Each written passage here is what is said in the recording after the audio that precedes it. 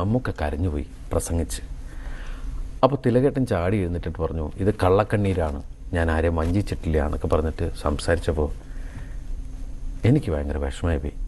ഞാൻ അവിടുന്ന് ചാടി എഴുന്നേറ്റ് തിലകേട്ടൻ്റെ അടുത്ത് നിന്ന് കൈ ചൂണ്ടി ഞാൻ സംസാരിച്ചു. ഞാൻ പറഞ്ഞു, നിങ്ങളാണ് തെറ്റ് ചെയ്തത്.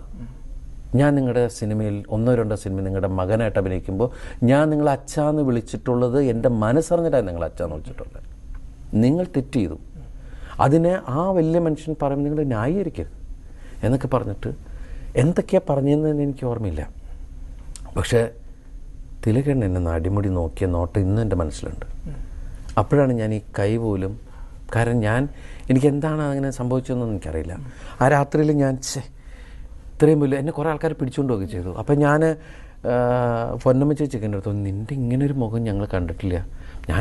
എനിക്ക് പെട്ടെന്ന് ഭയങ്കര വിഷമമായി പോയി. പിന്നീട് ആ രാത്രിയിൽ ഞാനിങ്ങനെ ആലോചിച്ചു, തിലകേട്ടനെ പോലൊരു വലിയ ആളോട് ഞാനങ്ങനെ പറയാൻ പാടില്ലായിരുന്നു, എന്താ ഞാനങ്ങനെ പറഞ്ഞത്. പക്ഷേ അത് സ്നേഹം കൊണ്ടാണോ ന്യായത്തിൻ്റെ പ്രശ്നമെന്നറിയില്ല.